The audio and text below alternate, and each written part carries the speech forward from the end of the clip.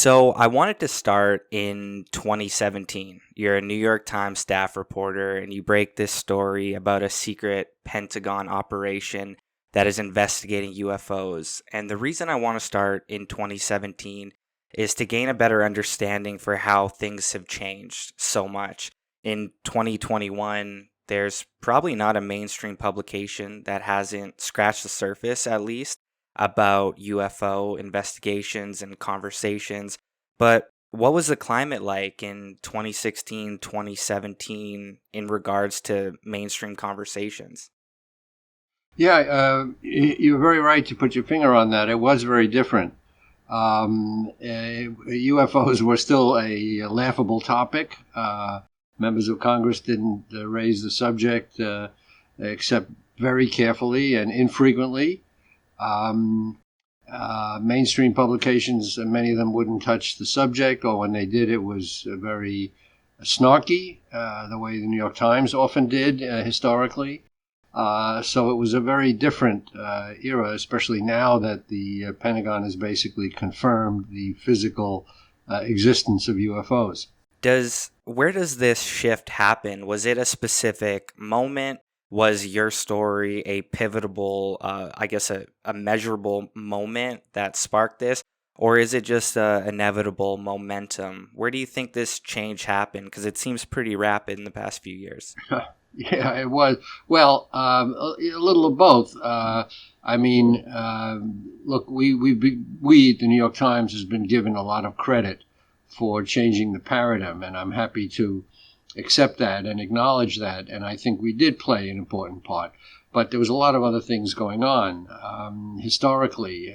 It's been a continuum, and a lot of people contributed to it. But I think reporting the existence of ATIP, which was one of the names that the Pentagon program went under, was a pivotal moment, and it showed that the government was still in the UFO business, although officially it had closed down its interest with Project Blue Book in 1970. But we now know that wasn't true, that they continued their interest. So, I mean, a lot of things contributed. It was a changing field, long term, but I think it took the New York Times article to really accelerate the change. Did you feel like there was a higher threshold for verification or good journalism because of the topic? In terms of you've written about the mafia and Nazi war criminals. Do you find that the UFO topic made you go above and beyond typical standards and practices? Well, I mean, I was trained at the New York Times, and we always had high standards. And again, when you're writing about the mafia or political corruption, you need very impeccable sources. You need to have people on the record, particularly with the UFO story. We took great pains to have everybody on the record, to have documents we could cite. There were no anonymous sources in that story that on which the story was hung. So I think that was very important. But I consider the UFO story a continuation of my other reporting for the Times, which was always very rigorous and had to adhere to very high standards and a lot of fact checking, by editors. So it wasn't really different in substance. Maybe we were a little more careful, but it goes with the New York Times reporting. Moving into your book, The Believer, what personally sparks your interest in this story? Because I imagine there's a big difference between writing an article and writing a book. That is a big commitment. So what sparks your interest to start this journey? Okay, so the book long predated the article I did for the New York Times. The book came out of a chance encounter with John Mack's writings. Now, John Mack was a Harvard psychiatrist who, sort of against type, got interested in the whole idea of alien abduction, of people who came forward with stories of having been taken by alien beings.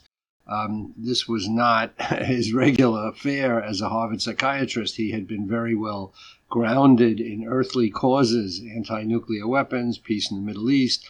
He had won a Pulitzer Prize writing about a biography of Lawrence of Arabia. But this was something different. So when a book, actually John Mack's second book, happened to drop into my lap while I was a New York Times correspondent in Texas, I was intrigued by the idea of a Harvard psychiatrist interested in this topic. I had no particular background in the topic. I had read science fiction as a kid, but this was long before my involvement with the Times story on UFOs. So I just thought, gee, this is a good story. This Harvard psychiatrist who's interested in this strange business, and the next thing that happened, he was run down in London by a drunk driver. That was just a few days after I read his book. So suddenly I couldn't interview him anymore, but I got interested in, certainly more interested in his whole issue, and I got access through the family to all his archives, and that's what started me off.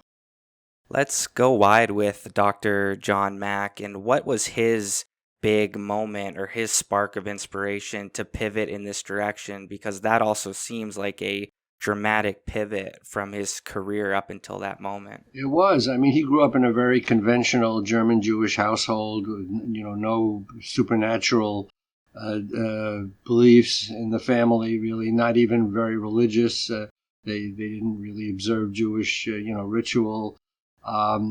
But through a series of steps that I outline in my book, The Believer, he got more interested in the unseen world. He was out in Esalen, which is that think tank on the Pacific, and got interested in a breathing discipline called holotropic breathing, where he could control his state of consciousness by regulated breathing. And he found himself born back to his birth, basically, or so he thought. And then even to a possible previous life as a Russian peasant who watched his son being decapitated by a Mongol warrior. So he had all these strange experiences, and it kind of opened him up to the idea that reality is not what he thought it was. He had been brought up, very specifically, that reality is the things we can taste, touch, feel, the table you can wrap your knuckles on. And little by little, he realized that, no, there's other things going on that we don't understand. And then he had a chance meeting with Bud Hopkins, who was an artist who had really pioneered the whole study of alien abduction, hypnotizing people with these strange stories, and written books about it. And while John Mack initially thought this was nonsense, it didn't fit into his framework at all, he gathered around him he was intrigued, and he gathered around him some of these same so-called experiencers and heard their stories and really got into it rather quickly. One of the things that has come up on this podcast is Harvard, in particular, their pushback when it came to psychedelic research. And that was a different podcast a few weeks ago.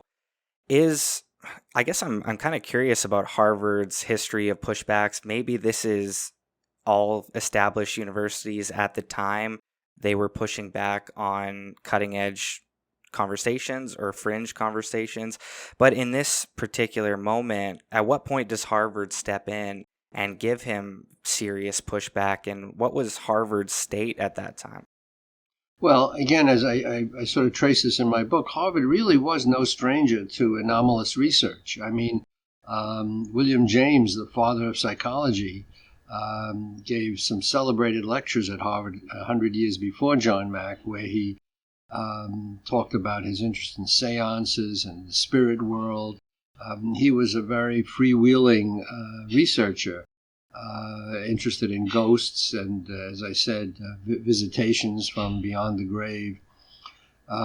So Harvard had done a lot of that research, and for a long time, it kind of turned a blind eye to Mack's research. By the way, he made no secret of his research. He gave one of his first lectures at Harvard and brought an experiencer to the stage, and played a tape of somebody actually having a terrible flashback to an abduction experience.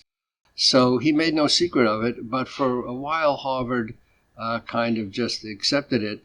But little by little, the trustees started getting complaints like, "What's going on with John Mack?" And this looks bad for Harvard. And again, as I point out in my book, Mack was particularly enthusiastic. He was a very passionate, researcher. It wasn't just academics for him. He threw himself into everything he did. So it was kind of hard. It got harder and harder for Harvard to ignore it, especially after he'd been on Oprah with, some of his experiences. And as I said, he was not shy about appearing on television and in print. So finally, they called him in and said that they were going to convene a committee to investigate him. And it was not a very sympathetic committee. It was a committee of Harvard Medical School superiors who were very committed to conventional science in terms of, where's the proof, what's the backup. And of course, with this whole field of alien abduction, there was no proof that would satisfy anybody. It was almost all anecdotal. There were fragmentary bits of proof, which we can discuss, but really very flimsy in terms of really nailing this issue down. So they investigated him, and it was a very painful episode. But in the end, he was basically exonerated. I mean, they said they found nothing wrong with his billing, his methodology, his manner in which he handled patients. So they basically said, just don't be so enthusiastic. And he said, okay. I guess for somebody to do this and to defy an establishment like Harvard, my question would be, Mack, what was his personality? What type of person was this, aside from his work? What was his personality on a day-to-day basis? Was he enthusiastic about all his work, or did this change once he started investigating UFOs? What was he like in person? Well, he was, like all of us, a very complicated person. I mean, he was very charismatic. Everybody agreed on that. He was very good looking, tall, magnetic to men and women. He had some girlfriends in his life, which I discuss in the book, much to the dismay of his wife, which he basically didn't try to hide. He was attracted to other women. Partly because of this trauma in his life, because his mother died when he was 8.5 months old. She died of appendicitis. And to a young child, this was, the ultimate trauma. He didn't know what had happened to his mother. And then his father later remarried, or very quickly remarried. And he didn't quite get along with his stepmother, who was a very powerful woman, brilliant, another professor. But so he had these issues. So he always was searching, and he really thought that his search for the a missing element in the cosmos, intelligent life, let's say, was really related to his search for his missing mother. But what everybody agreed on really was his magnetic appeal. He was very outgoing and brilliant as a practitioner, by the way. Very, very learned. He had written books on childhood development, on nightmares, on a Holocaust survivor, on a girl who committed suicide. So his interests were very wide-ranging, and he was very accomplished professionally. So that made him hard to argue with, because he was such an authority in the field of psychiatry. But again, what probably his most outstanding characteristic was his likability, and he exuded confidence. He inspired confidence in others to tell him their stories. He was basically a very charismatic, magnetic personality, and that went a long way to help him. Was there a specific moment during the investigation where his career and reputation were highly at risk? And I guess part two of that if it was at risk, if he was going to be fired or humiliated, would he have, if you were to guess, would he have dropped the topic and said, you know what, this has gone too far? Or was he passionate enough that he was willing to risk the reputation, willing to risk his job at Harvard? If you were to guess, would he pursue this if it was that serious or got that serious? Well, it was that serious, and he did pursue it. He faced down a lot of prominent critics, as I say, including the Harvard, what I call the Harvard Inquisition, which is the word that they used at one point to explain what it wasn't. They said, but of course, Mack, being a psychiatrist, wondered, well, why did they use that word if that's what it wasn't? um, but he did face one particular crisis, which again I tell in some detail in the book. A woman came to him saying that she was an experiencer. She'd been abducted and she had all these experiences. And after he met with her and spent time listening to her story, she then went to Time magazine and said it was all a hoax, that she had made up the story, a very elaborate story of being on a spaceship with the Soviet Premier Nikita Khrushchev and President John Kennedy during the Cuban Missile Crisis. And it was an astounding story, which John Mack he was definitely interested in it. When she told Time magazine that she had hoaxed him, Time magazine ran a big story about, Mack being gullible. And so that did hurt him a lot. Now, in the end, Mack concluded that she probably was an experiencer after all, and that she was, for very complicated reasons, out to expose him or to bring him down. But she had told other people about these experiences, even other than Mack, before she targeted Mack. So, and I interviewed her in the book, by the way, for the book. So her story is there. But that was definitely a low point. But to answer the second part of your question, no, Mack never got to the point where he said, I've got to give this up. This is too painful, or, there's too much opposition to me. He wasn't that kind of guy. As a matter of fact, as I point out in the book, towards the end of his life, he got more adventurous and started looking into other anomalies like survival of consciousness and life after death, and the Holy Grail legend, and a lot of strange things that fit into this broader rubric of unexplained experiences. And Mack came to realize that abduction was really not something necessarily apart, but part of a broader mystery of another world or dimension out there that we can't explain.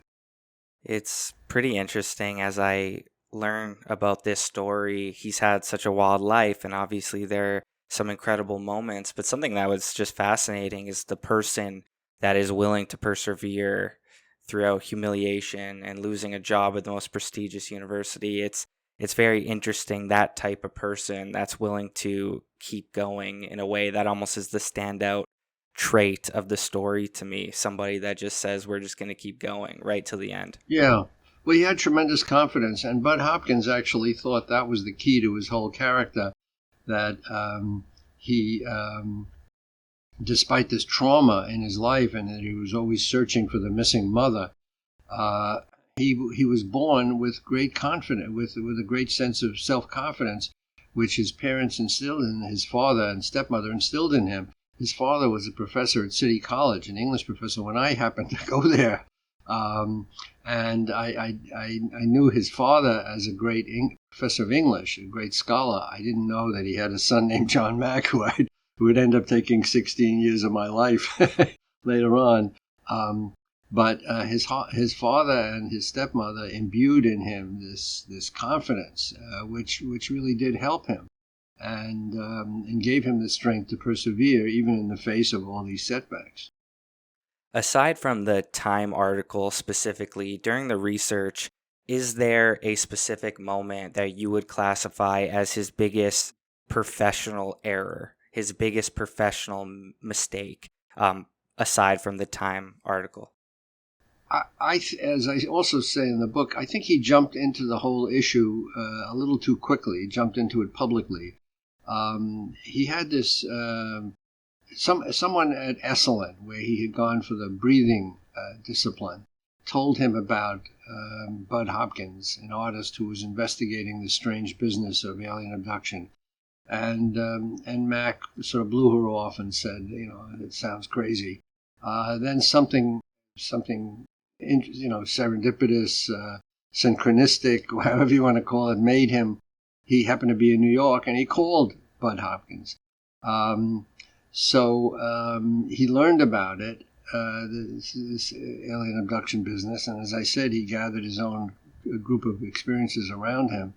But very quickly, and I think almost too quickly, he told the story of his research at a couple of events at Harvard, a faculty lunch and a grand rounds, which is basically a lecture to the Harvard community. And he hadn't really checked it out very carefully yet. It was, within a year or two of hearing about it for the first time.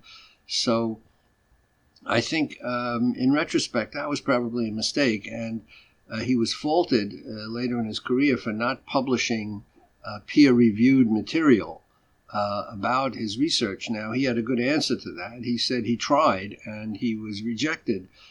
It was such a complicated field that the professional journals wouldn't touch it unless he really explained it in great detail, longer than they had space for in the journals.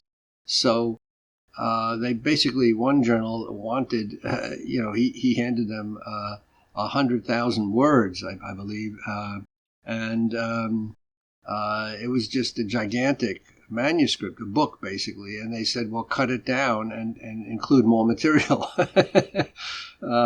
which he couldn't do. So, but again, had he proceeded a little more methodically, a little more slowly, a little more carefully, he probably would have avoided some of the criticism he later got. On that note, and even aside from Mack, do you find one of the greatest risks for journalists today and one of the biggest errors is getting too excited or rushing into a story? Do you think that's just a tale as old as time, and that's a risk that people still deal with to this day? Well, that's for sure. I mean, one of the things you learn in journalism is to temper your enthusiasm and to check things out, and don't go, jumping on you can jump on a story, but you can't put it into print or on the air until you've, checked it out carefully. And, if it seems too good to be true, it might be. So there are cautionary lessons for sure. On the other hand, as journalists, we hear about amazing things, and we do get excited about them, and we want to be the first to break the story, especially in this, social media age where the competition, all they have to do is push a button, on, TikTok or Facebook or something, and they can beat you on a story. So the competition is more intense than ever. And the need to vet, the story carefully before you put it out is of course is greater than ever. Because it's so easy to make a mistake. I think, as you said, it's a particularly difficult time now with stories. Now, it was a little different in the 1970s when 1990s, I should say. That's when John Mack was in his heyday at Harvard. The internet was still in its infancy. And it was always a danger to jump on the story without adequate vetting and safeguards. Seems like such a challenge because you need the excitement to be motivated and inspired to pursue a story to the extent that you do, but you also have to remain neutral, and then add social media and the rapid nature of journalism. It's a challenging time to be an investigative journalist, I imagine. Oh, now more than ever. I mean, again, had this story come out today, I think it would have been much more difficult. And actually, I got a taste of that when Leslie Kane and I, my collaborator in the New York Times stories, along with Helene Cooper for the first big story. But when Leslie and I were chasing follow-ups, we were being tracked on the internet. And every time we interviewed somebody, something would pop up on social media. Oh, the Times people have interviewed so-and-so. That means they're going to write about this or that. So that made our work so much more difficult, because journalism really has to operate quietly before something, appears officially. You have to check things out. You have to get your sources. You have to figure out what the story is and what you're going to give the weight to, and that can't be done under the spotlight. I mean, that has to be done in the background. Then when you're ready to publish or air something, then you have it all, checked out. But we were tracked every step of the way, with people sort of jumping the gun and predicting what we were going to say, and then being disappointed when we didn't say more because we didn't have it nailed down. So we got a taste of that, of this new world of, internet journalism. And boy, it made it hard. Do you find in the world of UFO investigations and the culture online that surrounds it that this story specifically has a lot of excitement, and that excitement does lead to skipping over verification, or like you said, people online wanting more faster? Is this a specific story that you've noticed that people are almost overly excited and passionate, or every niche has communities and there's no Well, difference? this much more than almost anything I've ever covered, because the subject is so sensational. I mean, when you think of it, there is nothing more interesting or mysterious than the question of, are there other intelligences in the universe? That, along with what happens after we die, and is there a God? Probably the three big questions. So, and maybe they're all related. But so more than anything I've ever covered, yeah, there's a great excitement in the story, and there's a lot of speculation. Now, in the New York Times stories that we did, we steered clear of a question of alien involvement, and where these UFOs are coming from, why are they here, how did they get here, who's behind the wheel, if anyone or anything. We were very careful, just like the Pentagon is very careful, in saying that let's talk about what we can confirm. And that is that these objects do exist physically by all accounts now. That's a big breakthrough. They're real. They're not marsh gas. They're not, hallucinations. They're not fly specks on the windshield. They're not all the things that the government itself said to throw people off the track, even though they knew better. It's not the planet Venus. Not weather balloons, although obviously there are many cases of these natural objects being mistaken for UFOs. That's absolutely true. But the most compelling sightings made by Navy pilots, let's say, who are our most trained observers, and veterans who fought in World War II, who know, what the skies look like, and other aircraft. So the big breakthrough was now, as I say, confirming for the first time that, yes, these things do physically exist. We don't know anything about them, but we know that they exist. So, that is a big breakthrough. On that note, what is the U.S. government's official response or statement to these UFOs? And has it changed at all throughout the years? Have they tweaked it, or there's been one response and this is what we say it is? No, it has changed dramatically and radically.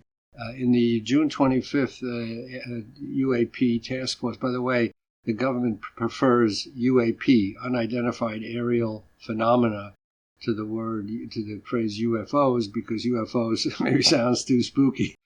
Just like they abandoned flying saucers, they pretty much don't like the term UFO, which is the historic term, which sort of became common in the 60s.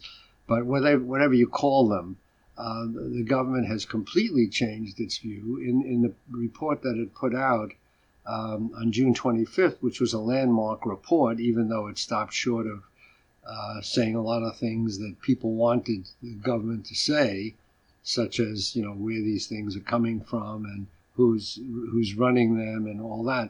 The government did not say that at all. All it said was that these things appear to be physically real and represent a threat to conventional aircraft, which is a big concession, let's say, to what they said before over the years. So to answer your question, yeah, it's a landmark change in the government position. And now the Pentagon was even encouraging service people to come forward with stories. For many years, anyone who came forward was referred to the psychiatrist. It was a career ender.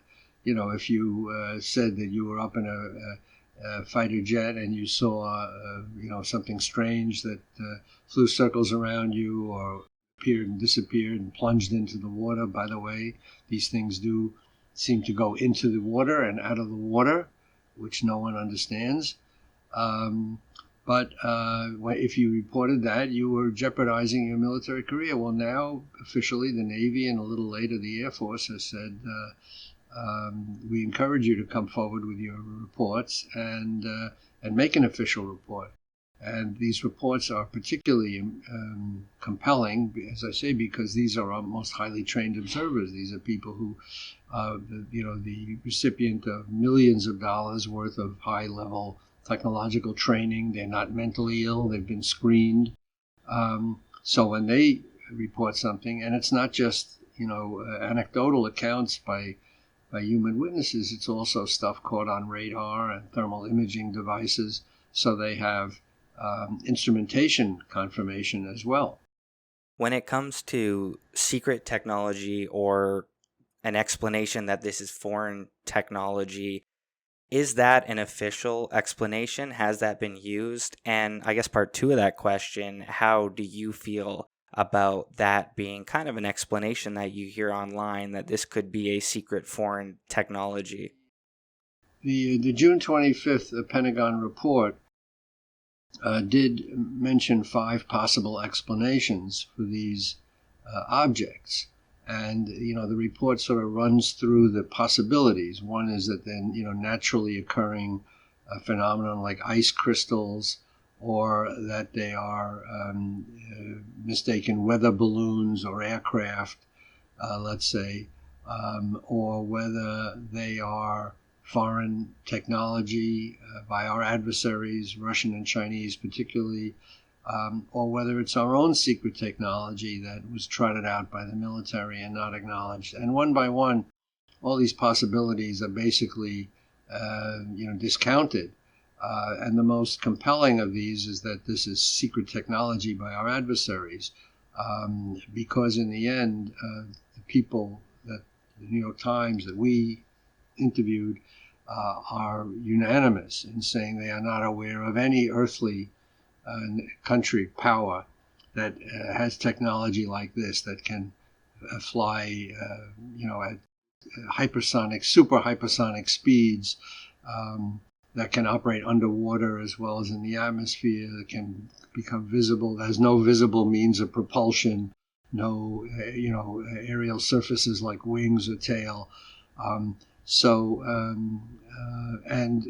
by the same token, we don't have this technology either, we, the United States, and wouldn't be operating it in places where it could run into our own military aircraft off the coast of San Diego or Virginia, where it would cause a huge scandal if we brought down one of our own aircraft by secret technology. Plus, we don't have this technology, just like our adversaries don't have this technology.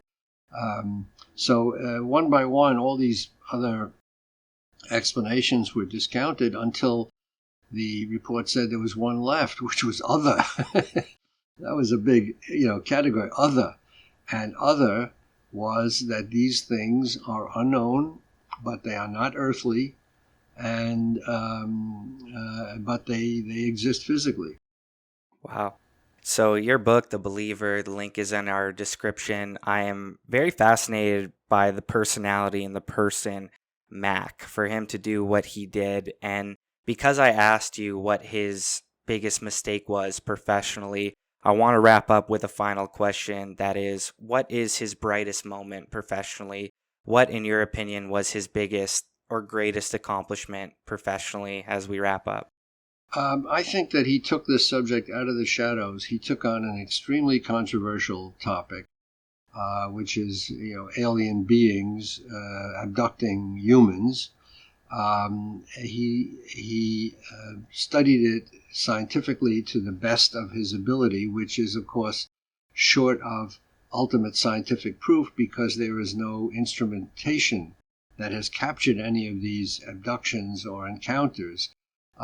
There are certain bits of physical evidence that John Mack found compelling, such as the connection between the abduction experiences as told by people and the sighting of UFOs, let's say, and some physical evidence like grass and tree branches being crushed outside the window where the UFO was spotted, physical scars that some of the people could not explain afterwards, as if their body was tested as they remembered it had been by these alien beings. And sometimes there was third-party corroboration. There's a famous case that John Mack talked about where two girls had a sleepover, and during the night, the mother of one of the girls came down to check on them and found them missing. And she called out the police. She was obviously very alarmed. They searched everywhere, could not find the girls, and a few hours later they turned up back in their beds. And they remembered that they had seen a UFO outside the window, and later they had some, dim recollections, hazy recollections of some encounters with alien beings. So in this case, you had a third party, a mother, saying that the kids were missing at a certain point. And that carried some weight with John Mack. So I think his willingness to interview these people at great length, and his first book, Abduction, contains 13 case studies, really very detailed of who these people are. They're not mentally ill. They come from all walks of life, young and old, children as young as 2 years old, who would not be, would not be telling stories of books or movies they had seen. The kids could be very good witnesses because they're kind of pure. So I think his best moment was his ability to stick with this topic despite all the ridicule, and he was subject to a lot of that, and complaints by some of his psychiatric colleagues that he was he lost it, he'd gone off the deep end, and yet he continued asking very good questions.